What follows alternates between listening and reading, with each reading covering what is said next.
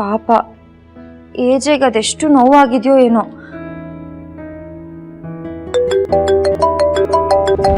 ಇವನೊಬ್ಬ ದೆವ್ವ ಓಡಾಡೋ ಟೈಮಲ್ಲಿ ಫೋನ್ ಮಾಡ್ತಾನೆ. ಮಾನ ಮರ್ಯಾದೆ ಇಲ್ವಾ? ಗೊತ್ತು ಇಲ್ಲ ಟೈಮಲ್ಲಿ ಫೋನ್ ಮಾಡೋದೊಂದೇ ಕೆಲಸ ಇವನ್ಗೆ ಇದೆ. ಗ್ಯಾರಂಟಿ ನನ್ನ ಕೈಯಲ್ಲಿ ಬೈಸ್ಕೋತಾನೆ. ಕೋಪ, ತುಂಬ ಕೋಪ ಇದೆ. ನನಗೆ ಬೈಬೇಕು ಅಂತ ರೆಡಿ ಇದ್ದೀರಾ ಅಲ್ವಾ ಲೀಲಾ ಅವರೇ? Am I right? ನಾನು ಪಕ್ಕಾ ಲೋಕಲ್ಲು. ನನ್ನ ಕೈಯಲ್ಲಿ ಬೈಸ್ಕೊಳಕ್ಕೆ ಸ್ಟಾರ್ಟ್ ಮಾಡಿದ್ರೆ ಜನರು ಕಿವಿಗೆ ಹತ್ತಿ ಹಿಡ್ಕೊಂಡು ಓಡಾಡ್ತಾರೆ. ಈ ನೈಟ್ ಟೈಮಲ್ಲಿ ನನಗೆ ಈ ಥರ ತೊಂದರೆ ಕೊಟ್ಟರೆ ಎದುರಿಗಿರೋರು ಹೊಗೆನೆ. ಅಲ್ಲ, ಮನೇಲೆ ಕೊಲೆಗಾರನ ಹಿಡ್ಕೊಂಡು ನೆಮ್ಮದಿಯಾಗಿದ್ದೀರಾ? ನಿಮಗೆ ನಿದ್ದೆ ಹೇಗೆ ಬರುತ್ತೆ ಅಂತ ನನಗೆ ತುಂಬ ಡೌಟ್ ಇದೆ. ಒಂದು ಹುಡುಗಿ ಹತ್ರ ಓಪನ್ ಗ್ರೌಂಡಲ್ಲಿ ಬಾಯ್ ಬಂದಾಗ ಬೈಸ್ಕೊಂಡಿದೆಯಲ್ಲ, ಇಷ್ಟೆಲ್ಲ ಆದರೂ ನಂಗೆ ಫೋನ್ ಮಾಡಕ್ಕೆ ಮನ್ಸಿಗೆ ಬರುತ್ತೆ ನಿನಗೆ? ಏನು ಲೀಲಾ ಅವರೇ, ಕಿಂಡಲ್ ಮಾಡ್ತಾ ಇದ್ದೀರಾ? ಇರೋದನ್ನೇ ಹೇಳ್ತಾ ಇದ್ದೀನಿ ವಿಕ್ರಮ್ ಅವರೇ. ಪಾಪ ಹೆಣ್ಣು ಹುಡುಗಿ ಶಾಕ್ ಕೊಡಬಾರ್ದು ಅಂತ ಇಷ್ಟೊತ್ತು ಸುಮ್ಮನೆ ಇದ್ದೆ. ಇವಾಗ ಡೈರೆಕ್ಟಾಗಿ ಹೇಳ್ತೀನಿ, ಕೇಳಿಸ್ಕೊಡಿ. ನಾನು ಹೇಳೋ ಮಾತು ನಿಮ್ಮ ಕಣ್ಣಲ್ಲಿರೋ ನಿದ್ದೆನ ಶಾಶ್ವತವಾಗಿ ತೆಗೆದಾಕ್ಬಿಡುತ್ತೆ. ಏಜೇನ ಜೀವಂತವಾಗಿ ಉಳಿಸ್ಕೋಬೇಕು ಅಂತ ಆಸೆ ಏನಾದ್ರು ಇದ್ದರೆ ನಾಳೆ 10 ಗಂಟೆಗೆ ನೀವು ಬರ್ತೀರಾ. ನೀವೇನಾದರೂ ಬರಲಿಲ್ಲ ಅಂದರೆ ಏಜೆ ಫೋಟೋನ ಅಂತರ ಫೋಟೋ ಪಕ್ಕ ಇಟ್ಬಿಟ್ಟು ಹಾರ ಹಾಕಬೇಕಾಗುತ್ತೆ. Good night, sweet dreams.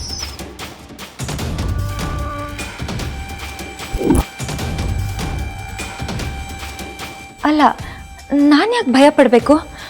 ಅವನು ಏಜೆನ ಮುಗಿಸ್ತೀನಿ ಅಂದ ತಕ್ಷಣ ನಾನು ಯಾಕೆ ಹೆದರ್ಕೋಬೇಕು?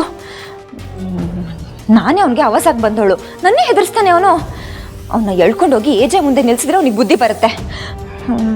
ಏನಾದರೂ ಆಗಲಿ, ನಾನು ಈಗಲೇ ಏಜೆ ಹತ್ರ ಮಾತಾಡ್ತೀನಿ.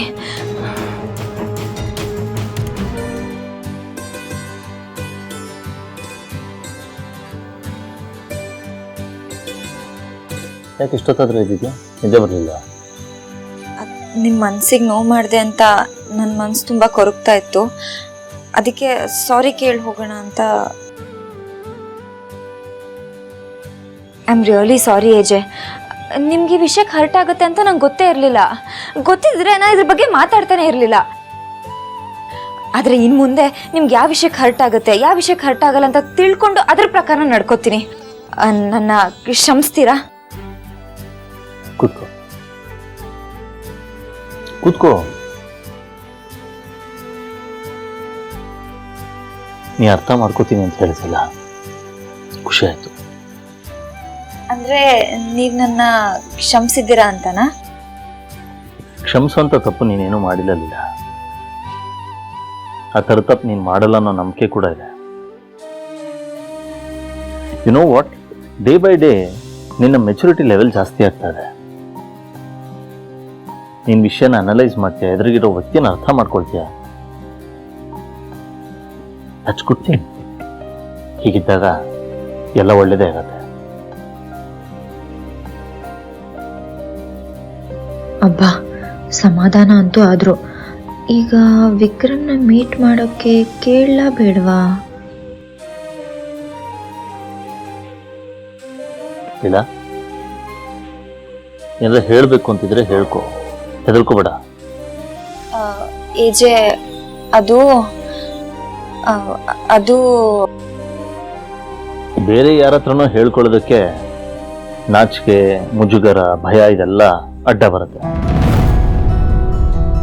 ನಮ್ಮವ್ರ ಹತ್ರ ಹೇಳ್ಕೋಬೇಕಾದ್ರೆ ಇದು ಯಾವುದು ಬರಲ್ಲ. ನಾನು ನಿನ್ನನ್ನು ಫ್ರೆಂಡ್ ಅಂತ ಅಕ್ಸೆಪ್ಟ್ ಮಾಡ್ಕೊಂಡಿದ್ದೀನಿ. ನೀನು ನನ್ನನ್ನು ಫ್ರೆಂಡ್ ಅನ್ಕೊಂಡು ಅದೇನಿದ್ರು ಧೈರ್ಯವಾಗಿ ಹೇಳು. ಚಿಕ್ಕ ವಯಸ್ಸಿಂದಾನು ನನಗೆ ಅಪ್ಪ ಅಮ್ಮ ಚುಕ್ಕಿ ಬಿಟ್ರೆ ಬೇರೆ ಯಾರೂ ಇಲ್ಲ.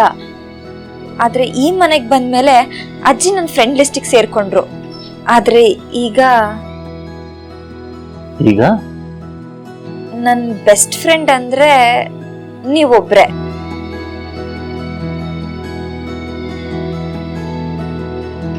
ನನ್ನ ಬೆಸ್ಟ್ ಫ್ರೆಂಡ್ ಹತ್ರ ಒಂದು ಫೇವರ್ ಕೇಳ್ತೀನಿ, ಮಾಡ್ತೀರಾ? ಹೇಳು. ನನಗೆ ಯಾರಿಂದಾನೋ ತೊಂದರೆ ಆಗಿದೆ ಅಂದ್ರೆ ನೀವು ನನ್ನ ಸಪೋರ್ಟಿಗೆ ನಿಂತ್ಕೊಂಡು ನೀವು ನಂಗೆ ಹೆಲ್ಪ್ ಮಾಡ್ತೀರಾ ಅಲ್ವಾ? ಡೆಫಿನೆಟ್ಲಿ. ಅದು ಯಾರೇ ಆಗಿರಲಿ, ಎಷ್ಟೇ ಇನ್ಫ್ಲೂಯೆನ್ಷಿಯಲ್ ಆಗಿರಲಿ, ನಾನು ನಿನ್ನ ಕಡೆ ಇರ್ತೀನಿ. ಹೇಳಿ, ಯಾರೇನು ಪ್ರಾಬ್ಲಮ್ ಆಗ್ತದೆ? ಈಗ ಹೇಳಲ್ಲ, ನೀವು ನಾಳೆ ನನ್ನ ಜೊತೆ ಬರ್ತೀರಲ್ಲ ಆಗ ಹೇಳ್ತೀನಿ. ನೀವು ಬರ್ತೀರಾ ಅಲ್ವಾ? ನಿನಗೆ ಒಳ್ಳೇದಾಗುತ್ತೆ ಅನ್ನೋದಾದ್ರೆ ನೀನು ಕರೀತಾ ಇದ್ರು ಬರ್ತೀನಿ. Thank you Ajay, thank you so much. ಈಗಲಾದ್ರೂ ನಿಮ್ದೇ ನಿದ್ದೆ ಮಾಡ್ತೀಯಾ?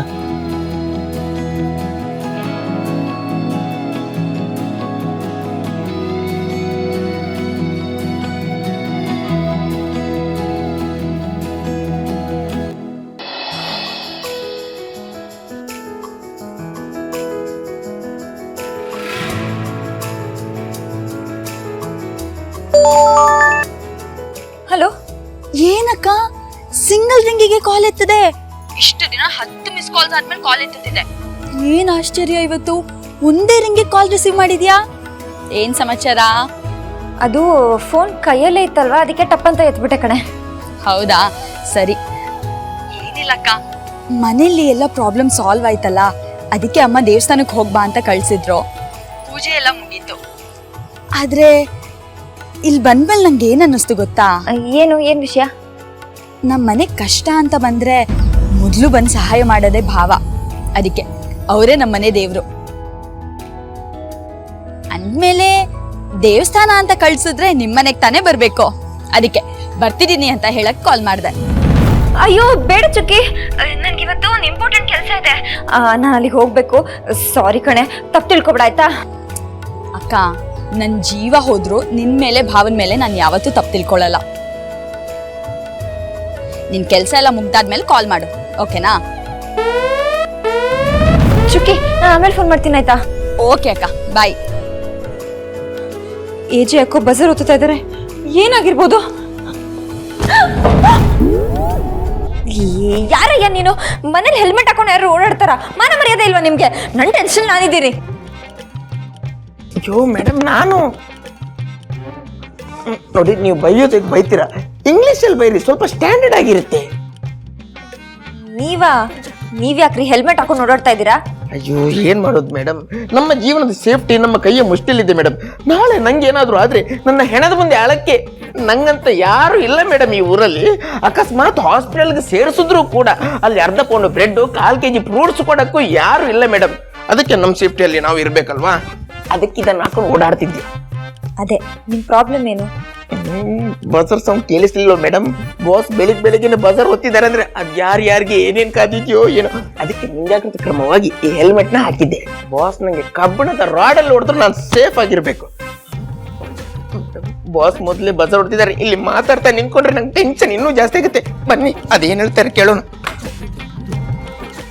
ಏನು ಗ್ಯಾರಂಟಿ ಹಿಟ್ಲರ್ ಕಲ್ಯಾಣ